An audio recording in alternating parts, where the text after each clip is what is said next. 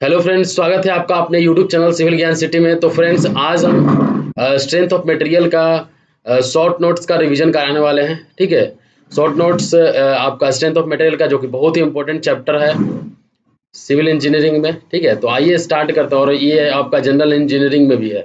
तो strength of material में हम लोग देखेंगे सबसे पहले तो स्ट्रेंथ क्या होता है। तो स्ट्रेंथ रेजिस्टेंस अगेंस्ट फेल्यूर। ठीक है, मतलब फेल होने के अगेंस्ट में जो रेजिस्टेंस डेवलप हो रहा है उसी को स्ट्रेंथ बोलेंगे, और रेजिस्टेंस अगेंस्ट डिफॉर्मेशन जो हो जाएगा वो हो जाएगा आपका स्टीफनेस। ठीक है, क्लियर है। मतलब रेजिस्टेंस अगेंस्ट फेल्यूर स्ट्रेंथ, और रेजिस्टेंस अगेंस्ट डिफॉर्मेशन स्टीफनेस हो जाएगा। अब आते हैं हम होमोजेनियस पार्ट में। At any point in one direction properties are same. Homo मतलब क्या होता है? सेम, और जीनियस मतलब ओरिजिन, मतलब किसी भी पॉइंट पे एक डायरेक्शन में, किसी भी पॉइंट पे, सपोज ये आपका एक सिस्टम है, तो किसी भी पॉइंट पे यहाँ यहाँ यहाँ, इस डायरेक्शन में और इस डायरेक्शन में, इस डायरेक्शन में और इस डायरेक्शन में। ठीक है, मतलब एक डायरेक्शन में, एक डायरेक्शन में, ये वाला डायरेक्शन में, यहाँ पे ये डायरेक्शन में प्रॉपर्टीज क्या होगा? सेम होगा। प्रॉपर्टी में आपका इलास्टिक प्रॉपर्टी हो सकता है। ठीक है, जो आपका मटेरियल का प्रॉपर्टी होता है वो होगा। आइसोट्रॉपिक मटेरियल क्या होता है? एक एट वन पॉइंट, मतलब सिर्फ एक पॉइंट पे किसी भी डायरेक्शन में प्रॉपर्टीज क्या होगा? सेम होगा। ये एक पॉइंट है, ये आपका किसी भी डायरेक्शन में प्रॉपर्टी जो है वो सेम होगा। किसी भी डायरेक्शन में प्रॉपर्टी क्या होगा? सेम होगा। ऑर्थोट्रॉपिक क्या होता है? ऑर्थोट्रॉपिक आपका लेयर्ड मटेरियल है।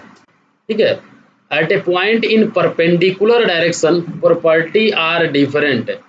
तो sigma x not equals to sigma y not equals to sigma z, तो ये आपका ऑर्थोट्रॉपिक मटेरियल हो जाएगा। एनिसोट्रॉपिक क्या होगा? ये आपका नॉन आइसोट्रॉपिक है। एलियोट्रॉपिक है, मतलब at a point in a different direction property are different. ये आप ध्यान रखिएगा। ठीक है, एनिसोट्रॉपिक क्या हो जाएगा? नॉन आइसोट्रॉपिक होगा। ठीक है, इसको हम एलियोट्रॉपिक बोलेंगे, मतलब किसी एक पॉइंट पे डिफरेंट डायरेक्शन में प्रॉपर्टी जो होगा वो डिफरेंट होगा, और इसमें परपेंडिकुलर डायरेक्शन में प्रॉपर्टी डिफरेंट था। ठीक है, ऑर्थोट्रॉपिक में। अब हम आते हैं स्ट्रेस देखते हैं। तो स्ट्रेस क्या हो जाएगा?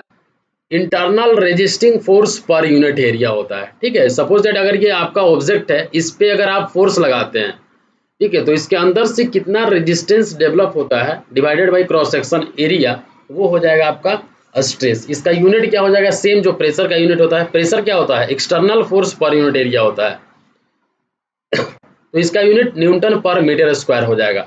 अब देखिए, किलो को 10⁻³ से हम डिनोट करते हैं, मेगा को 10⁻6 से, जीगा को 10�9 से, और आपका माइक्रो को 10⁻⁻6 से हम करते हैं।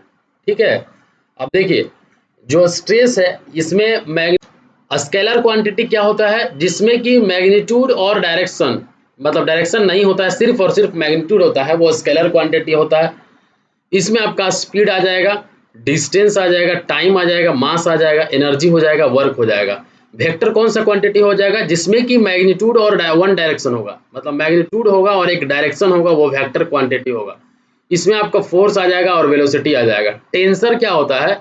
मैग्नीट्यूड होता है और डायरेक्शन भी होता है, लेकिन जो डायरेक्शन होता है एक से अधिक डायरेक्शन होगा, मोर देन वन डायरेक्शन। ठीक है, तो इसमें एग्जांपल क्या हो जाएगा? स्ट्रेस, स्ट्रेन और मोमेंट ऑफ इनर्शिया, ये आपका टेंसर का एग्जांपल है। ठीक है, याद रखिएगा। अब आते हैं, अब देखिए स्ट्रेस का टाइप्स देखिए। तो देखिए, स्ट्रेस को हम यहाँ पे नॉर्मल स्ट्रेस, जो कि डायरेक्ट स्ट्रेस में आ जाता है, और एक आपका डायरेक्ट स्ट्रेस और इनडायरेक्ट स्ट्रेस, दो स्ट्रेस में डिवाइड किए।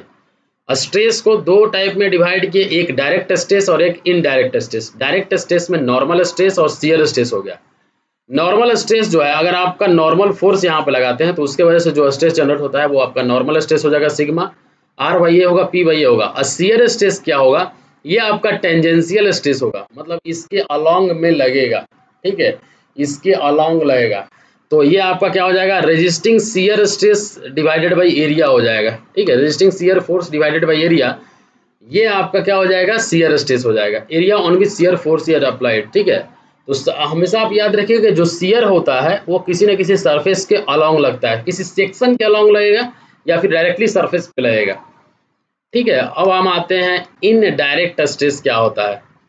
ठीक है, तो इन डायरेक्ट स्ट्रेस में जो स्ट्रेस लगता है वो इनडायरेक्टली लगेगा। जैसे कि आप इसमें क्या था, ऐसे मान लीजिए आप स्ट्रेस फोर्स लगा है, तो अब तो ये आप क्या लगा रहे हैं, ट्रांसवर्स फोर्स लगा रहे हैं, ठीक है।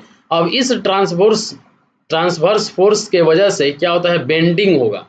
इस बेंडिंग की वजह से क्या होगा, टेंसाइल स्ट्रेस और कंप्रेसिव स्ट्रेस जनरेट होगा। तो देखिए मतलब यहाँ पे आप लोड इस तरह से लगाए, लेकिन हो क्या रहा है, बेंडिंग के वजह से हो रहा है, तो वो क्या हो जा रहा है, इनडायरेक्ट स्ट्रेस हो जा रहा है। तो इनडायरेक्ट स्ट्रेस में आपका बेंडिंग स्ट्रेस होगा।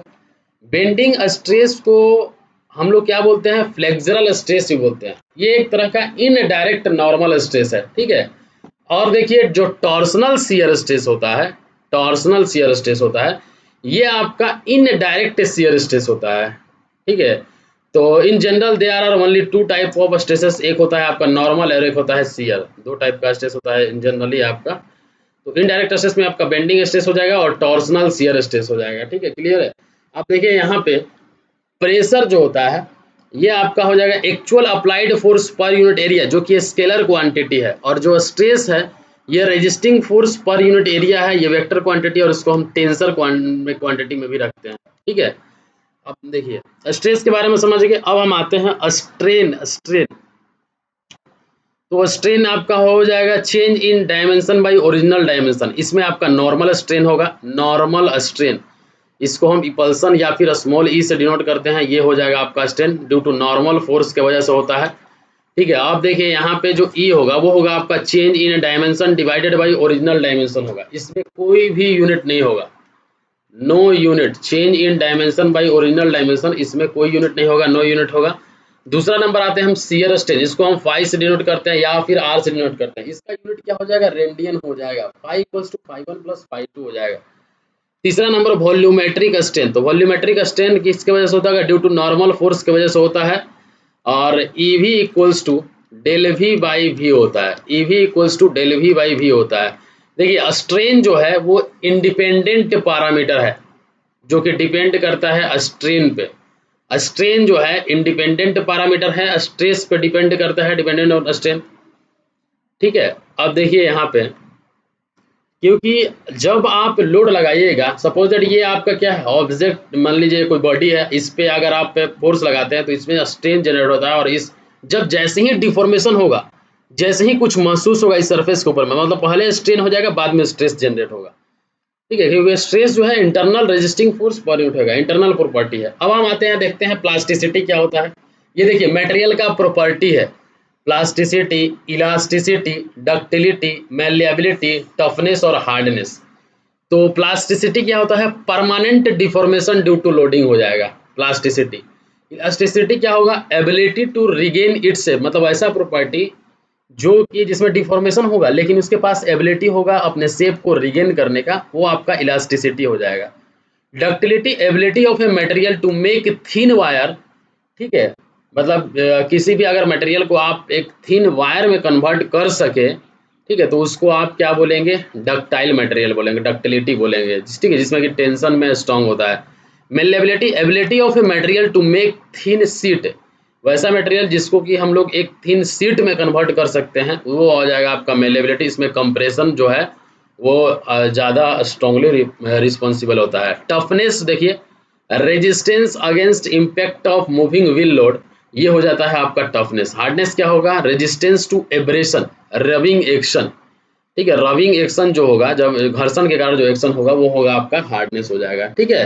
अब देखिए हम आते हैं स्ट्रेस स्ट्रेन कर्व के बारे में देखते हैं, ठीक है। एक माइल्ड स्टील लीजिए आप, एक आप छड़ लीजिए और उसको आप खींचिए और उसको आप क्या करिए, इसको ग्राफ में रिप्रेजेंट कर दीजिए। इस ग्राफ पे आपका एक्स एक्सिस पे स्ट्रेन है और एक्स एक्सिस पे क्या है, स्ट्रेस है, ठीक है। अब देखिए शुरू में पहले यहाँ से स्टार्ट हुआ, ओरिजिन से, ओरिजिन से आके सबसे पहले ए पॉइंट आया, इसके बाद इस तरह का कर्व में फॉर्म किया, ठीक है। इस तरह का क्या हुआ, ये माइल्ड स्टील जब आप उस पर लोडिंग लगाएं तो इस तरह का डिफॉर्मेशन उसमें शो हुआ, मतलब इतना डिफॉर्मेशन पे ये स्ट्रेस दिखाया, इतना डिफॉर्मेशन पे ये स्ट्रेस, इतना डिफॉर्मेशन पे ये स्ट्रेस दिखाया, ठीक है। मतलब यहाँ पे देख सकते हैं ओ पॉइंट है, ए पॉइंट है, बी पॉइंट है, सी है, डी है, ई है, एफ है, जी है, ये सारे पॉइंट्स है। ये वाला जो पॉइंट है, इस पॉइंट को हम बोलते हैं अल्टीमेट स्ट्रेस, ठीक है। और इस पॉइंट को, ये आपका लोअर जो पॉइंट है, इसको हम यील्ड स्ट्रेस बोलेंगे, लोअर यील्ड स्ट्रेस। और ये जो है यहाँ पे जाके मटेरियल जो है वो ब्रेक हो जाएगा, ब्रेकिंग स्ट्रेस हो जाएगा, ठीक है। अब देखिए यील्ड पॉइंट पे जो स्ट्रेन का वैल्यू होता है वो होता है आपका 0.002। इससे क्वेश्चन पूछ देता है एग्जाम में, तो 2% होता है। 2% का मतलब क्या हो जाएगा, 2/100 मतलब 0.002 हो जाएगा। और यहाँ पे जो आपका स्ट्रेन होगा वो फेलुअर स्ट्रेन होगा, ठीक है। तो 0.002 स्ट्रेन पे जो स्ट्रेस का वैल्यू होगा उसको हम यील्ड स्ट्रेस बोलेंगे, ठीक है। अब देखिए यहाँ पे सबसे पहले तो ये देखिए कि ए जो पॉइंट है वो क्या है, ए आपका प्रोपोर्शनल लिमिट है, ठीक है। अप टू ए मतलब इस पॉइंट तक, इस ए पॉइंट तक देखिए आप जैसे ही माइल्ड स्टील को खींचे और उसमें जो भी डिफॉर्मेशन आया स्ट्रेस के अलॉन्ग, ठीक है, उसको हम ऐसे रिप्रेजेंट कर दिए, ठीक है। ये आप यूटीएम मशीन में, यूनिवर्सल टेस्टिंग मशीन में ये सब कर सकते हैं। और ए जो है ये आपका प्रोपोर्शनल लिमिट है, ठीक है। अप टू ए मतलब ए पॉइंट तक जो स्ट्रेस है वो डायरेक्टली प्रोपोर्शनल है स्ट्रेन के। ए पॉइंट तक मतलब प्रोपोर्शनल लिमिट तक जो है आपका जो स्ट्रेस है वो स्ट्रेन के डायरेक्टली प्रोपोर्शनल है। और यहीं तक जो है हुक्स लॉ वैलिड होता है। Hooke's law valid up to proportional limit. और बी जो है, ये वाला जो पोर्शन है बी, ये आपका इलास्टिक लिमिट है। सी क्या है, अपर यील्ड पॉइंट है। डी क्या है, लोअर यील्ड पॉइंट है। डी ई क्या है, प्लास्टिक जोन है। डी क्या है, डी ई जो है ये आपका प्लास्टिक जोन है। समझ में आ रहा है कि ए जो है प्रोपोर्शनल लिमिट, बी क्या है इलास्टिक लिमिट, सी जो है ये आपका अपर यील्ड पॉइंट है, डी लोअर यील्ड पॉइंट। अपर यील्ड पॉइंट को हम लोग कंसिडर नहीं करते हैं, डी है आपका लोअर यील्ड पॉइंट। और डी से लेके जो ई तक है वो आपका प्लास्टिक जोन है, ठीक है। अब देखिए स्ट्रेन एट यील्ड मतलब यील्ड पॉइंट पे, ये आपका यील्ड पॉइंट है, यहाँ पे जो स्ट्रेन का वैल्यू होगा वो कितना है 0.002 हो। और जो स्ट्रेन एट फेल्यूर होगा, यहाँ पे जो स्ट्रेन का वैल्यू होगा वो 200 से लेके 250 इंटू 0.002 हो जाएगा। 2 से लेके 250 टाइम्स जो होता है वो हो जाएगा आपका। अब देखिए ओ बी जो है, ओ से लेके जो बी है, ओ से लेके ए का बात नहीं कर रहे हैं हम, ओ से लेके बी जो है वो इलास्टिक जोन में आ जाएगा। ओ ए जो है वो लीनियर इलास्टिक में आएगा, यहाँ पे हुक्स लॉ वैलिड होगा। ए बी जो है ए से लेके बी नॉन लीनियर इलास्टिक में आएगा, यहाँ पे हुक्स लॉ वैलिड नहीं है, ठीक है। हुक्स लॉ वैलिड होता है आपका, हुक्स लॉ होता है stress directly proportional to strain up to proportional limit तक ही होता है, ठीक है। अब देखिए सी से लेके जो डी है, सी से लेके जो डी है ये क्या है, ये आपका यील्ड जोन है, ठीक है। और डी से लेके जो ई है ये आपका प्लास्टिक जोन है। इसमें मॉलिक्यूल्स का जो है वो रीअरेंजमेंट होता है, ठीक है। डी से ई में प्लास्टिक जोन है, ये आपका मॉलिक्यूल्स का रीअरेंजमेंट होगा। ई से लेके एफ में स्ट्रेन हार्डनिंग जोन हो जाएगा। एफ से लेके जी, ये आपका एफ से जी है जो वो नेकिंग जोन हो जाएगा, ठीक है, स्ट्रेन सॉफ्टनिंग जोन। अब ये याद रखिएगा कि जो ये वाला नेकिंग जोन होता है वो 45 डिग्री क्रैक पे होता है, या ये आपका ड्यू टू शियर की वजह से होता है। इसको हम लोग लीडर लाइन भी बोलते हैं, ठीक है। अब देखिए यहाँ पे लो कार्बन स्टील क्या होता है, लो कार्बन स्टील को हम लोग माइल्ड स्टील को लो कार्बन स्टील बोलते हैं। ये Fe250 होता है जो कि आपका प्लेन स्टील होगा Fe250। इसमें जैसे जितना ही आप कार्बन कंटेंट का वैल्यू बढ़ाते हैं, जितना ही आप कार्बन कंटेंट का वैल्यू बढ़ाते हैं, स्ट्रेंथ का वैल्यू क्या होता है, बढ़ता है। जितना आप कार्बन कंटेंट का वैल्यू बढ़ाते हैं स्ट्रेंथ का वैल्यू क्या होता है, बढ़ता है, ठीक है। और अगर आप हम बात कर लेते हैं मैग्नीज का, अगर आप मैग्नीज का कंटेंट बढ़ाते हैं तो टफनेस बढ़ता है। लेकिन मैग्नीज आप बहुत मात्रा में नहीं बना सकते हैं। आपको ये याद रखना होगा कि जो स्टील होता है उसमें 98% से भी ज़्यादा क्या होता है, आयरन होता है, ठीक है। और बाकी ये सब जो है वो बहुत ही कम अमाउंट में होता है। अब आते हैं हम high carbon steel. High carbon steel में आपका HYSD स्टील आ जाएगा, Fe415 हो जाएगा, Fe500 हो जाएगा। इसको हम TMT बार से रिप्लेस करेंगे, ठीक है। इसको हम कैसे रिप्लेस करेंगे, TMT क्या है, थर्मो मैकेनिकली ट्रीटेड बार है। इसको हम Fe415 से Fe500 से डिनोट करेंगे। और HYSD का फुल फॉर्म क्या है, हाई यील्ड स्ट्रेंथ डिफॉर्म बार, ठीक है। TMT थर्मो मैकेनिकली ट्रीटेड बार, ये होता क्या है, ये बार, इस बार का खासियत यह है कि इसका अंदर का जो पार्ट होता है वो सॉफ्ट होता है, मतलब अंदर के जो पार्ट में डक्टिलिटी ज़्यादा होता है, टफनेस ज़्यादा होता है। और जो ऊपर का पार्ट होता है वो हार्ड सरफेस होता है, ये आपका कोरोजन से रेजिस्टेंस के लिए रिस्पॉन्सिबल होता है। ठीक है, मतलब होता क्या है इसमें, टीएमटी बार हम लोग कैसे मिलाते, थर्मो मैकेनिकली ट्रीटेड बार। इसका मतलब ये है कि हम इसमें टेम्परेचर दे दिए, मैकेनिकल एक्शन हुआ, और इसको क्या कर दिया, ये आपका थर्मल एक्शन हुआ, मैकेनिकल एक्शन हुआ, और जो आपका हाईली स्ट्रेंथ डिफॉर्म बार है वो टीएमटी बार में कन्वर्ट होगा। क्या क्या करते हैं इसको, HYSD बार को बहुत ज़्यादा गर्म करते हैं। ठीक है, गर्म करने के बाद उसको ठंडा करते हैं पानी में डाल के। ठीक है, तो ठंडा करते हैं तो उसका क्या होता है, अंदर का जो पार्ट होता है पूरा सॉफ्ट हो जाता है और बाहर का पार्ट जो होता है हार्ड होता है। यही हम वो क्या होता है आज का रिक्वायरमेंट है। ठीक है, अब हम आते हैं, देख कार्बन का कंटेंट बढ़ेगा, कार्बन का कंटेंट बढ़ेगा स्टील में। ठीक है, तो स्ट्रेंथ क्या होता है, बढ़ता है। डक्टिलिटी क्या होगा, कम होगा। कार्बन कंटेंट बढ़ता है स्टील में तो स्ट्रेंथ बढ़ेगा, हार्डनेस बढ़ेगा, ब्रिटलनेस बढ़ेगा। ठीक है, ये तीन जो पैरामीटर है वो बढ़ेगा, स्ट्रेंथ, हार्डनेस और ब्रिटल। जबकि डक्टिलिटी, टफनेस, ये दोनों क्या होगा, कम होगा। टफनेस क्या, रेजिस्टेंस टू इम्पैक्ट होता है। अब देखिए ऑफसेट मेथड से आप यील्ड पॉइंट निकाल सकते हैं। To know the yield point in high carbon steel हम लोग ऑफसेट मेथड यूज करते हैं। अब आइए देखिए ब्रिटल मटेरियल क्या होता है, आपका ग्लास और कंक्रीट जो है वो ब्रिटल मटेरियल के अंतर्गत आएगा। ब्रिटल जो होता है वो कंप्रेशन में स्ट्रांग होता है। ब्रिटल मटेरियल में जब आप कंप्रेशन लगाइएगा तो उसको इजीली रेजिस्ट कर पाएगा। वीक होता है टेंशन में। ठीक है, कंप्रेशन में स्ट्रांग होता है, टेंशन में वीक होता है, और शियर में मॉडरेट होता है। वो जो है ये आपका नन, जैसे कि ओ से एज क्या है, नन लीनियर इलास्टिक जोन है। ए बी क्या है, स्ट्रेन हार्डनिंग जोन है। ठीक है, तो आपका जो ब्रिटल मटेरियल का अगर आप स्ट्रेस स्ट्रेन डायग्राम बनाइएगा तो सिर्फ इतना ही आएगा। ठीक है, और ये आपका यहाँ पे जो प्रोपोर्शनल लिमिट होगा वो 0 होगा ब्रिटल मटेरियल में। ठीक, तो ये याद रखिएगा आप। ठीक है, अब आते हैं हम लोग रिजिड बॉडी। रिजिड बॉडी में अगर आप स्ट्रेस स्ट्रेन डायग्राम बनाइएगा तो इसमें जो स्ट्रेन होता है वो 0 होता है। तो स्ट्रेन क्या हो जाएगा, 0 हो जाएगा, लेकिन स्ट्रेस होता है। तो स्ट्रेन तो ये हो जाएगा आपका, ये आपका डायग्राम हो जाएगा। ठीक है, इसमें आपका ग्लास आ जाएगा, डायमंड हो जाएगा, रिजिड बॉडी है ये। ठीक है, आइडियल फ्लूइड जो है, आइडियल फ्लूइड में क्या होगा, इनकम्प्रेसिबल होगा और नॉन डायलेटेंट फ्लूइड होगा। इसमें लार्ज स्ट्रेस होगा, लार्ज स्ट्रेन होगा। ठीक है, तो लार्ज स्ट्रेन होगा तो स्ट्रेन ज़्यादा होगा, स्ट्रेस नहीं होगा इसमें। ठीक है, क्योंकि इसमें आप अगर पानी रहता है, जैसे पानी में अगर आप हाथ लगाते हैं तो डायरेक्टली वो आपका हाथ इंसर्ट हो जाएगा नीचे में, मतलब कोई स्ट्रेस जनरेट हो ही नहीं रहा है।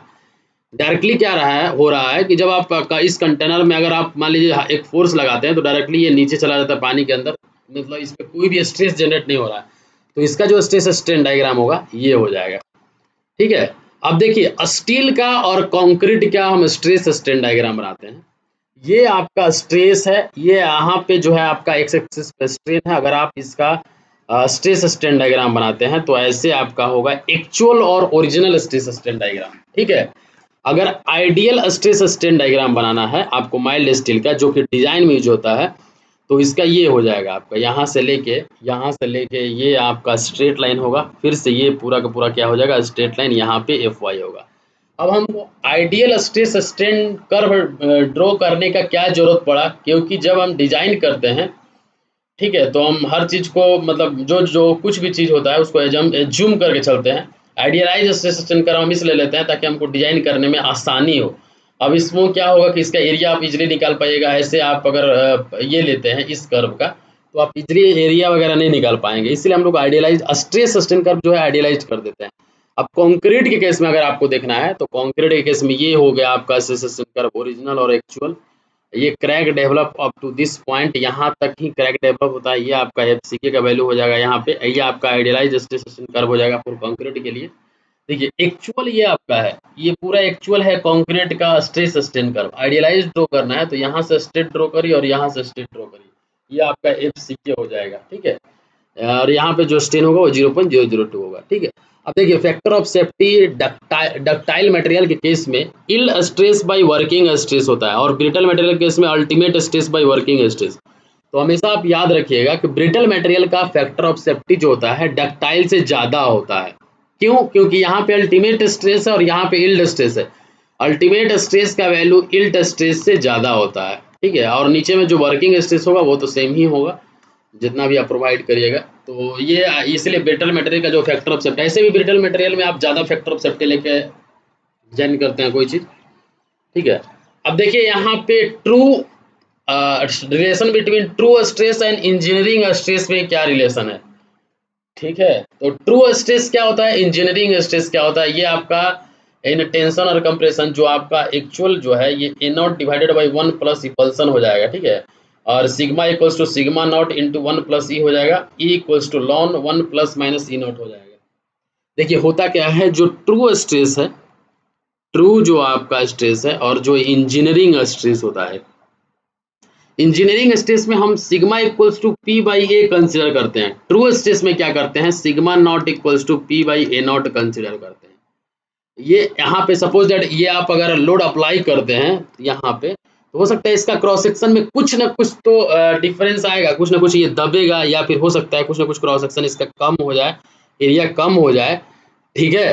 तो इसलिए हम लोग क्या करते हैं यहाँ पे एक्चुअल जब हमको कंसिडर करता है, हम एक्चुअल एरिया कंसिडर करते हैं, तो ये कम एरिया अगर आप लीजिएगा तो ये आपका ज़्यादा आएगा, तो ट्रू स्ट्रेस जो होगा इंजीनियरिंग स्ट्रेस से ज़्यादा आएगा, ठीक है। ये आप ध्यान रखिएगा। अब देखिए प्रॉपर्टीज ऑफ मटेरियल के बारे में हम बात करते हैं। प्रॉपर्टीज ऑफ मटेरियल के बारे में अगर हम डिस्कशन करते हैं तो आपका हम बताए थे ये वाला इलास्टिसिटी होता है। It is a property by virtue of which material deform under the load is enable to return its original dimension when the load is removed. जब आप लोड लगाते हैं तो इसमें डिफॉर्मेशन होता है, लेकिन जैसे ही आप लोड को रिमूव करते हैं तो फिर से अपने पोजीशन में आ जाता है, ठीक है। तो फिर से पोजीशन में आ जाएगा, मतलब वो क्या है, इलास्टिसिटी प्रॉपर्टी है इसमें। माइल्ड स्टील जो होता है वो मोर इलास्टिक होता है रबर से, ये आप याद रखिएगा। जो माइल्ड स्टील होता है मोर इलास्टिक होता है रबर से, ठीक है। यहाँ पे आप देख सकते हैं ये आपका डायग्राम बना हुआ है लीनियर इलास्टिक मटेरियल का, इलास्टिक लिमिट है ये। यहाँ पे लोडिंग लगाएंगे तो डिफॉर्मेशन होगा, ठीक है। अगर जैसे ही लोडिंग को रिमूव किया, अनलोडिंग किए, तो डिफॉर्मेशन फिर से क्या हो जाएगा, जीरो हो जाएगा। तो ये आपका लीनियर इलास्टिक मटेरियल हो गया। नॉन लीनियर इलास्टिक मटेरियल में क्या होगा, कर्व डायग्राम होगा। लोडिंग लगाएंगे तो ये अपना पोजीशन मतलब डिफॉर्मेशन होगा, और अनलोडिंग फिर से लोड हटाएंगे तो ये अपने पोजीशन पे वापस आएगा। लेकिन इसमें जो होता है ये पूरा का पूरा वापस नहीं होता है अपने पोजीशन पे, ठीक है।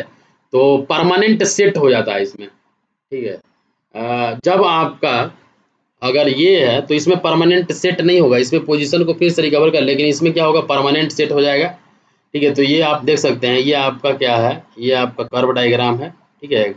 और ये आपका ये जितना एनर्जी है ये डिसिपेटेड एनर्जी है, लोडिंग अब अनलोडिंग लगा तो इतना एनर्जी जो है वो खर्च होगा, डिफॉर्मेशन होगा, ये परमानेंट सेट हो गया, ये आपका इलास्टिक सेट हो गया। प्लास्टिसिटी क्या होता है, the characteristics of the material by which it undergoes in elastic strain, ठीक है। इलास्टिक स्ट्रेन नहीं होगा, मतलब परमानेंट स्ट्रेन हो जाएगा, beyond those at elastic limit. The plasticity is a particular useful in the operation of pressing and forging, ठीक है। तो ये आपका प्लास्टिसिटी हो जाएगा। क्रीप क्या होता है, it is the property by virtue of which a material undergoes an additional deformation over and above due to applied load with passage of time under sustained loading within elastic limit। Creep क्या है, एक time dependent deformation है due to sustain loading, इतना आपको याद रखना है। Creep क्या है, टाइम डिपेंडेंट डिफॉर्मेशन है ड्यू टू सस्टेन लोडिंग। ये आपका प्रॉपर्टी है by virtue of which a material undergoes additional deformation with passage of time under sustained loading within elastic limit, ठीक है। तो वो क्या हो जाएगा, आपका क्रीप हो जाएगा, ठीक। अब देखिए यहाँ पे ये आपका टोटल स्ट्रेन, यहाँ पे उल्टा ड्रॉ कर दिया, टोटल स्ट्रेन हो गया, ये आपका टाइम हो गया, स्ट्रेन और time since application of compressive stress, ठीक है। तो यहाँ से अगर हम डायग्राम बनाते हैं तो ये आपका इंस्टेंटेनियस स्ट्रेन हो जाएगा, यहाँ पे ये आपका अल्टीमेट क्रीप स्ट्रेन हो जाएगा, ये आपका इंस्टेंटेनियस, ये अल्टीमेट क्रीप स्ट्रेन, ये आपका यहाँ से लेके यहाँ तक रेसिडुअल क्रीप स्ट्रेन, ये आपका क्रीप रिकवरी हो जाएगा, ये इंस्टेंटेनियस रिकवरी हो जाएगा, ठीक है। तो ये चीज आप देख लिए। अब आते हैं हम रिलैक्सेशन क्या होता है, the decrease in stress in a steel as a result of creep within steel under prolonged strain, उसको हम रिलैक्सेशन बोलते हैं, ठीक है। मैलेबिलिटी क्या होता है, प्रॉपर्टी होता है मटेरियल का जिससे कि आप उस मटेरियल को थिन शीट में कन्वर्ट कर सकते हैं। It is the property of material which allow material to extend in all the direction without rupture like sheets. A malleable material possesses high degree of plasticity but not necessary great strength। तो ये आपका malleability हो जाएगा। इसमें compression जो है ज़्यादा responsible होता है, ठीक है। अब ब्रिटलनेस तो आपको पता है कि ब्रिटलनेस क्या होता है, लैक ऑफ डक्टिलिटी होता है। In brittle material strain at rupture is much smaller, इसमें डिफॉर्मेशन कम होगा। इस टाइप के स्ट्रक्चर में आपको बहुत ही कम इंडिकेशन मिलेगा कि आपका स्ट्रक्चर फेल होने वाला है। ठीक है, इसमें डिफॉर्मेशन नहीं होगा। Rupture strain is elastic in brittle material, rupture occurs without any noticeable prior change in the rate of elongation. जैसे कि आपका कास्ट आयरन हो जाएगा, कंक्रीट हो जाएगा, ग्लास हो जाएगा, ये सब क्या आ जाएगा, ब्रिटल मटेरियल में आ जाएगा। There is no plastic zone for brittle material. ठीक है, ब्रिटल मटेरियल के लिए कोई भी प्लास्टिक जोन नहीं है। Ordinary glass is nearly ideal brittle material.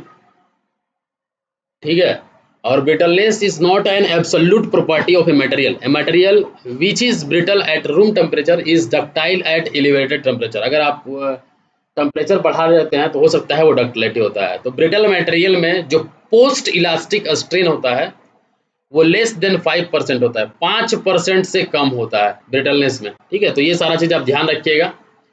आते हैं डक्टिलिटी का। The percentage of elongation of peace under tension indicates it's ductility. Ductile material must have low degree of elasticity and this is useful in the wire drawing. Generally in ductile post elastic जो strain होगा वो 5% से ज़्यादा होगा। ठीक है, तो ये याद रखिएगा। अब आते हैं हम लोग रीलोडिंग। देखिए रीलोडिंग क्या है, due to it proportional limit increases from B to C but ductility decreases from B to F and C to F। Ductility decrease होगा लेकिन क्या हो जाएगा, ब्रिटल प्रोपोर्शनल लिमिट जो है वो इंक्रीज कर जाएगा। फैटिक क्या होता है, देखिए ये सब प्रॉपर्टी जो है क्वेश्चन वगैरह में दिया रहता है, तो आप ये नया नया टर्म होगा आपके लिए, नहीं जान पाइएगा। Deterioration of a material, material का क्षति under repeated cycle of stress, अगर आप रिपीटेड लोड लगाते हैं।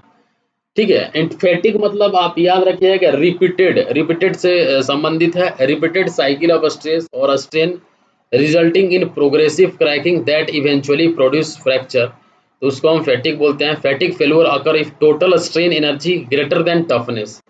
ठीक है, इंड्योरेंस लिमिट क्या होता है, it is the stress level below which even large number of stress cycle can not produce फैटिक failure.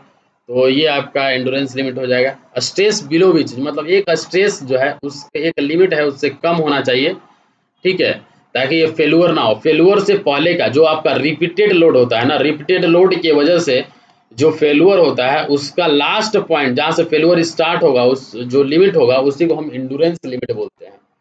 ठीक है, तो स्ट्रक्चरल स्टील के लिए, ठीक है, स्ट्रक्चरल स्टील के लिए जो इंड्योरेंस लिमिट होता है वो अल्टीमेट स्ट्रेंथ का हाफ होता है। ठीक है, स्ट्रक्चरल स्टील के लिए जो इंड्योरेंस लिमिट का वैल्यू होता है वो हाफ ऑफ अल्टीमेट स्ट्रेंथ होता है। ठीक है, ये आप ध्यान दीजिएगा, हाफ ऑफ अल्टीमेट स्ट्रेंथ होगा। अब देखिए नंबर ऑफ साइकिल है और यहाँ पे आपका स्ट्रेस है, मतलब रिपीटेड अगर लोड लग रहा है तो क्या होता है, फैटिग फेल्योर होता है, रिपीटेड लोड लगता है तो। ठीक है, और एक लिमिट जहां से फेल्योर स्टार्ट होता है उसी को एंडोरेंस लिमिट बोलते हैं। तो नॉन फॉर फेरस मटेरियल के लिए जो आपका डायग्राम होगा, गर्भ होगा, ये वाला होगा आपका, और जो आपका नॉन फेरस मटेरियल होगा उसके लिए स्ट्रेस और नंबर ऑफ साइकिल में अगर आप ड्रॉ करिएगा तो ये हो जाएगा। रेजिलेंस क्या होता है, ठीक है, एक ऐसा प्रॉपर्टी और एबिलिटी ऑफ मटेरियल जो कि एनर्जी को ऑब्जर्व करे when it is deformed elastically and then upon unloading to have this energy recovered। अगर आप उस पर फिर अनलोडिंग करते हैं तो क्या हो जाता है, एनर्जी को वो रिकवर कर लेता है। मतलब ऐसा प्रॉपर्टी मटेरियल का जिससे कि अगर आप उस पर लोड अप्लाई करें तो वो एनर्जी को ऑब्जर्व कर ले। डिफॉर्मेशन देखिए यहाँ पे, इट इज द प्रॉपर्टी और ability of a material to absorb energy when it is deformed elastically and then upon unloading to have this energy recovered. Hence greater the resilience, अगर resilience ज़्यादा होगा तो more desirable is the material for spring action in shooting an arrow. मतलब एक arrow को जब आप छोड़ते हैं, जो आपका जो धागा होता है, जो स्ट्रिंग होता है, स्टोर वो एनर्जी को स्टोर करता है ड्यूरिंग स्ट्रेचिंग, और जब आप when release the energy it's utilized in shooting the arrow. क्या होता है, जैसे आप तीर धनुष देखे होंगे ना, तीर धनुष जब क्या होता है कि जब धनुष से जब रस्सी को जब खींचा जाता है तीर को मारने के लिए, ठीक है, तो जैसे ही हम खींचते हैं, जो धागा को खींचते हैं तो उस समय एनर्जी एब्जॉर्ब हो जाता है, और जब हम छोड़ते हैं, ठीक है, जब हम एनर्जी रिलीज करते हैं तो क्या हो जाता है, जब आपका एरो जो है वो छूट जाता है, शूटिंग हो जाता है। तो area under load deformation curve with in elastic limit, उसको हम रेजिलेंस बोलेंगे। जो आपका स्ट्रेस स्ट्रेन कर्व है ना ये वाला, ठीक है, इसमें आपका area under load deformation curve, जो आपका लोड और डिफॉर्मेशन कर्व अगर आप बनाते हैं, ठीक है, तो उसका अगर एरिया होगा वो आपका रेजिलेंस शो करेगा। तो area under stress strain curve, जो स्ट्रेस स्ट्रेन कर्व का अगर एरिया होगा with in elastic limit is called, उसको हम मॉडुलस ऑफ रेजिलेंस बोलेंगे।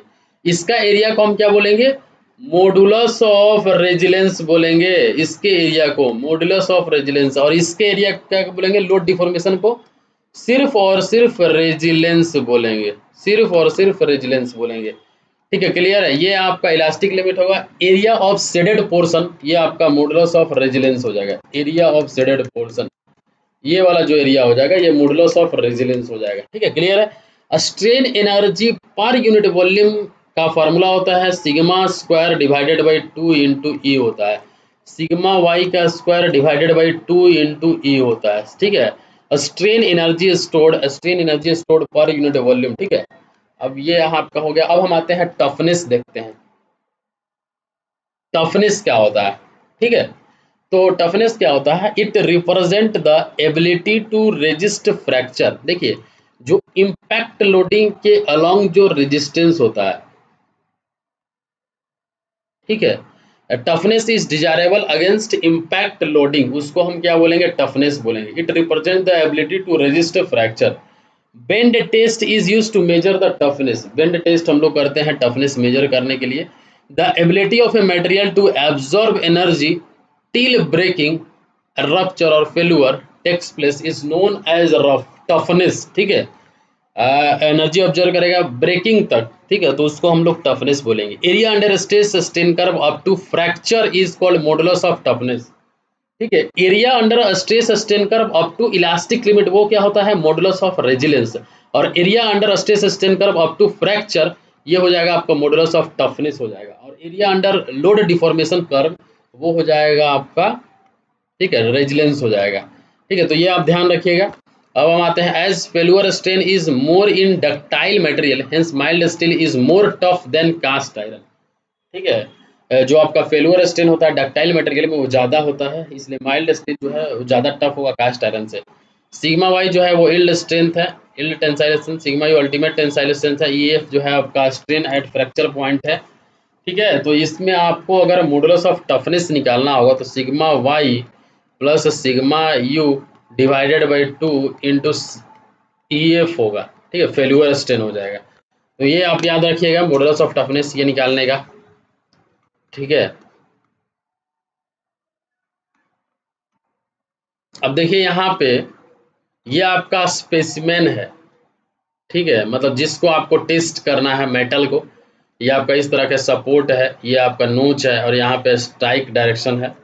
अब हम देखिए जो 4P इम्पैक्ट टेस्ट होता है, ये आप ध्यान रखिएगा, नाम ये ध्यान रखिएगा, इससे क्वेश्चन पूछता है। 4P impact test continues to be used an economical quality control method for determining the notch sensitivity and impact toughness of engineering material, but ISOD testing machine used cantilever beam as a support। ठीक है, तो ये आप याद रखिएगा कि जो आपका 4P इम्पैक्ट टेस्ट है वो यूज किया जाता है इकोनॉमिकली क्वालिटी कंट्रोल मेथड में।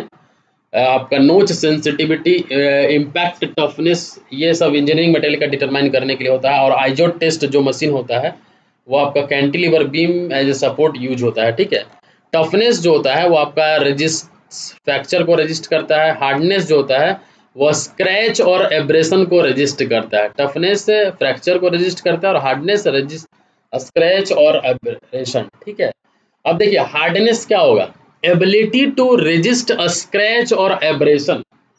ठीक है, मान लीजिए ये आपका मेटल सर्फ है तो ये आपका स्क्रैच ना हो, इसमें कितना ज़्यादा ये मटेरियल जो है इसके पास एबिलिटी है वो उसका हार्डनेस को शो करेगा और एब्रेशन ना हो। हाइयर द यील्ड स्ट्रेस, अगर यील्ड स्ट्रेस का वैल्यू हाइयर होगा, ठीक है, तो higher is the hardness, hardness उसमें क्या होगा, हाइयर होगा। Surface hardness is measured by carrying out non destructive identification test. ठीक है, सरफेस जो हार्डनेस है उसको मेजर करने के लिए और नॉन डिस्ट्रक्टिव आइडेंटिटेशन टेस्ट करते हैं, और Brinell hardness test is use to checking the hardness of a material. ठीक है, it is noted that ductile material are tough and brittle material are hard. ठीक है, डक्टाइल मटेरियल जो होता है वो टफ होता है, टफनेस ज़्यादा होता है, मतलब वो इम्पैक्ट लोडिंग को इजिली रेजिस्ट कर पाता है, जबकि ब्रिटल मटेरियल क्या होता है, हार्ड होता है। Brinell hardness test use harden steel ball 10 mm diameter as an indenter. ठीक है, जब हम लोग ब्रेनलेस हार्डनेस टेस्ट करते हैं तो उसमें हम लोग हार्डेंड स्टील बॉल यूज करते हैं 10 mm डायमीटर का इंडेंटर के रूप में। ब्रेनलेस हार्डनेस नंबर निकालने के लिए आप क्या करिएगा, ये फार्मूला अप्लाई करिएगा, P divided by pi D by 2 into D minus root under D square minus D square. ये वाला फार्मूला ब्रेनलेस हार्डनेस नंबर का फार्मूला यूज कर सकते हैं। ठीक है, जहाँ पे P जो है वो स्टैंडर्ड लोड है और D जो है वो डायमीटर ऑफ स्टील बॉल है और स्मॉल d जो है वो डायमीटर ऑफ इंडेंट है। ठीक है, mm में होगा, तो ये आप याद रखिएगा। अब आते हैं टेंसिटी, ये सब क्या है, मटेरियल का प्रॉपर्टी है to resist fracture under the action of tensile load, उसको हम टेंसिटी बोलेंगे। It is the property of a material to resist fracture under the action of tensile load, उसको टेंसिटी बोलेंगे। स्पेशल पॉइंट क्या है, as the percentage carbon in steel increases, अगर carbon का जो परसेंटेज है स्टील में वो इंक्रीज करता है तो ductility of steel member decrease करेगा, strength of steel member increases, brittleness of the steel member increases, hardness also increases. ठीक है, तो ये आप ध्यान रखिएगा, सिर्फ और सिर्फ क्या है, डक्टिलिटी डिक्रीज होगा, टफनेस डिक्रीज होगा, लेकिन बाकी जो स्ट्रेंथ ब्रिटलनेस और हार्डनेस है वो इंक्रीज होगा। ठीक है, अब देखिए रॉट आयरन जो कि प्यूरेस्ट फॉर्म है आयरन का, उसमें percentage carbon content less than 0.1% होता है। माइल्ड स्टील जो कि लो कार्बन स्टील है, इसमें आपका 0.10 से 0.25 होता है। हाई कार्बन स्टील में 0.55 से 0.95 होता है। कास्ट आयरन में आपका 2 से लेके 4% तक होता है। ठीक है, from the above table if we go from top material to bottom material then ductility decreases. Ductility of cast iron is low as it brittle material and strength and brittleness are increased. Stress strain curve for various steel grade, तो Fe 250 के लिए जो stress strain curve होगा ये हो जाएगा आपका, Fe 415 के लिए होगा, Fe 500 के लिए ये हो जाएगा। From stress strain curve we can say that initial slope of a stress strain curve और modulus of elasticity is same for all grade of steel. Suppose अगर आप Fe 250 बनाते हैं, Fe 415 बनाते हैं, Fe 500 बनाते हैं, तो ये जो आपका इस पॉइंट तक है, ठीक है, ये आपका एल्ड पॉइंट तक जो है ये आपका सब में सेम ही रहेगा, जो आपका ये स्लोप है। ठीक है, stress strain we can say that initial slope जो होगा स्ट्रेस स्ट्रेन कर्व का जो कि मॉडुलस ऑफ इलास्टिसिटी देता है, आपको पता है ना कि जो स्लोप होता है स्ट्रेस बाय स्ट्रेन वो आपका मॉडुलस ऑफ इलास्टिसिटी देता है। ये सेम होगा for all grade of steel के, चाहे आप Fe 250 हो चाहे Fe 415 हो, सब में जो मॉडुलस ऑफ इलास्टिसिटी का वैल्यू होता है वो सेम ही होता है। तो ये चीज़ आप ध्यान रखिएगा। ठीक है, मॉडुलस ऑफ इलास्टिसिटी सेम होता है हर ग्रेड के लिए। Also the percentage strain before failure decreases as the grade of steel increases, which means that with increase in carbon content ductility of steel decreases। ठीक है, as the grade of steel increases means carbon content increases, ये भी चीज आप ध्यान रखना है। with increase in carbon content in steel toughness of steel will decrease। ठीक है, अब आप देखते हैं हम इलास्टिक कांस्टेंट होता है ई जे के, उसका फार्मूला क्या होता है। तो एरोनॉटिकल में मार्जिन ऑफ सेफ्टी जो होता है वो फैक्टर ऑफ सेफ्टी में से अगर आप -1 घटाएंगे तब आपको मिलेगा मार्जिन ऑफ सेफ्टी। अब देखिए इलास्टिक कांस्टेंट का अभी हम बताएंगे कि ई मॉडुलस ऑफ इलास्टिसिटी, जी आपका रिजिडिटी मॉडुलस और के बल्क मॉडुलस में क्या रिलेशन है और क्या उसका फॉर्मूला होता है। तो देखिए आपको पता है ना कि स्ट्रेस जो होता है वो डायरेक्टली प्रोपोर्शनल टू होता है strain up to proportional limit तक। अब इस प्रोपोर्शनलिटी को हटाते हैं तो यहाँ पे मॉडुलस ऑफ इलास्टिसिटी आता है ई, तो sigma equals to E into E हो जाएगा। ठीक है, ई जो है ये आपका यंग्स मॉडुलस ऑफ इलास्टिसिटी हो जाएगा और इलास्टिक मॉडुलस हो जाएगा। E equals to elastic constant Hooke's law in normal stresses हो जाएगा। ई इक्वल्स टू 200 GPa होता है, मतलब 200 इंटू 10⁻³ MPa होगा, मतलब 2 इंटू 10⁵ MPa होगा। ठीक है, ई कांस्टेंट होगा whatever may be the condition, E जो है हमेशा कांस्टेंट होगा। Any loading any carbon content in any zone, E is constant. E आपके स्लोप ऑफ कर्व के ऊपर में डिपेंड करेगा। ई जो होगा वो आपका 1200 जीपीए होगा, 1200 जीपीए फॉर डायमंड के लिए। अगर स्लोप स्ट्रेस स्ट्रेन कर्व का बढ़ता है तो ई का वैल्यू क्या होता है, बढ़ता है। For perfectly rigid body, perfectly rigid body के लिए E equals to stress by strain होता है, ठीक है। तो स्ट्रेन परफेक्टली रिजिड बॉडी में 0 हो जाएगा तो ई का वैल्यू क्या होगा, इनफाइनाइट होगा। और इनकम्प्रेसिबल फ्लूइड के लिए, इनकम्प्रेसिबल जैसे वाटर के लिए क्या होगा, स्ट्रेस का वैल्यू 0 हो जाएगा तो यहाँ पे मॉडुलस ऑफ इलास्टिसिटी का वैल्यू भी क्या होगा, 0 होगा। ये आपका रबर के लिए 10 जीपीए होगा, ठीक है। अब आते हैं ब्रिटल मटेरियल के लिए। Finding E based on second modulus के बेसिस पे हम ब्रिटल मटेरियल के लिए मॉडुलस ऑफ इलास्टिसिटी फाइंड करते हैं। कंक्रीट के लिए जो आपका मॉडुलस ऑफ इलास्टिसिटी होता है वो 5000 रूट एफ सी के होता है। ये आपका इम्पीरिकल फार्मूला है। ईसी जो होगा वो आपका मेगा पास्कल में होगा, एफ सी के जो होगा वो भी क्या होगा, मेगा पास्कल में होगा, ठीक है। अब देखिए टाउ के डायरेक्टली प्रोपोर्शनल होगा फाई, मतलब शियर स्ट्रेस जो है वो शियर स्ट्रेन के डायरेक्टली प्रोपोर्शनल होगा अप टू प्रोपोर्शनल लिमिट में। अगर आप शियर में प्रोपोर्शनलिटी हटाते हैं तो tau equals to G into phi हो जाएगा। जी जो होगा आपका रिजिडिटी मॉडुलस हो जाएगा और शियर मॉडुलस हो जाएगा, या फिर मॉडुलस ऑफ रिजिडिटी हो जाएगा। टाउ शियर स्ट्रेस हो जाएगा, फाई शियर स्ट्रेन हो जाएगा। ई का वैल्यू जो है वो ज़्यादा होगा आपका जी से फॉर एनी मटेरियल के लिए। सिग्मा इक्वल्स टू के इंटू ई भी होगा अप टू प्रोपोर्शनल लिमिट तक, ठीक है। सिग्मा आपका नॉर्मल स्ट्रेस और ऑल अराउंड द वॉल्यूम हो जाएगा, के आपका बल्क मॉडुलस हो जाएगा, ठीक है। देखिए अब यहाँ पे क्या था, तीन चीज़ों के बारे में हम आपको बताएं। एक तो जो स्ट्रेस है, स्ट्रेस है डायरेक्टली प्रोपोर्शनल टू स्ट्रेन। एक आपका जो शियर स्ट्रेस है directly proportional to shear strain. और एक जो आपका स्ट्रेस है वो directly proportional to volumetric strain. इस प्रोपोर्शनलिटी को हटाते हैं तो यहाँ पे क्या मिलता है हमको, मॉडुलस ऑफ इलास्टिसिटी मिलता है। इस प्रोपोर्शनलिटी को हटाते हैं तो हमको क्या मिलता है, रिजिडिटी मॉडुलस मिलता है। इस प्रोपोर्शनलिटी को हटाते हैं तो हमको क्या मिलता है, बल्क मॉडुलस मिलता है, ठीक है। तो के बल्क मॉडुलस, इसको डायलेटेंट कांस्टेंट भी बोलते हैं, ठीक है। अब देखिए EV equals to del we by भी होता है, change in volume by original volume आपका वॉल्यूमेट्रिक स्ट्रेन होता है। रिजिड बॉडी के लिए एंड इनकम्प्रेसिबल फ्लूइड के लिए कितना होगा, रिजिड बॉडी के लिए और इनकम्प्रेसिबल फ्लूइड के लिए डेल वी का वैल्यू 0 हो जाएगा तो के क्या हो जाएगा, इनफाइनाइट हो जाएगा, क्योंकि K equals to bulk modulus equals to stress divided by volumetric strain होता है। तो stress divided by change in volume by original volume. तो यहाँ पे भी 0 हो जाएगा तो आपका के का वैल्यू क्या आ जाएगा, इनफाइनाइट आ जाएगा, ठीक है। तो ये आप याद रख लेगा। आप आइसोट्रोपिक मटेरियल के लिए ई का वैल्यू ज़्यादा होता है के से और के का वैल्यू ज़्यादा होता है जी से, और जबकि सबका यूनिट एमपीए ही है, ठीक है। अब देखिए पॉइजन्स रेशियो का बात करें हम, ठीक है। तो पॉइजन्स रेशियो के बारे में आप यहाँ पे ये चीज़ देख लीजिए। For homogeneous and isotropic material, elongation divided by elongation or contraction produced by an axial force in the direction of force is accompanied by the contraction or elongation in all transverse direction and all such contraction and elongation are same।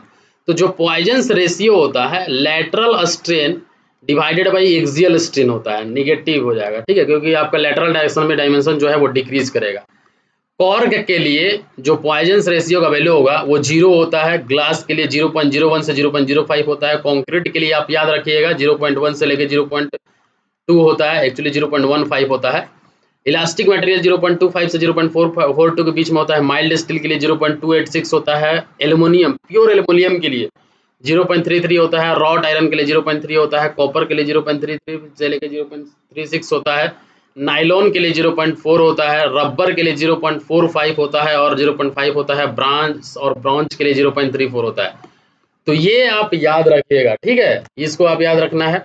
जो आपका range होता है वो आपका negative से लेके 0.5 तक होता है, लेकिन इंजीनियरिंग मटेरियल के लिए 0 से लेके 0.5 तक ही होगा और जेनेटिक मटेरियल के लिए निगेटिव होगा, ठीक है। कॉर्क जो होता है वो आपका कॉर्क के लिए 0 हो जाएगा, रबर के लिए और पैराफिन वैक्स के लिए 0.5 होगा।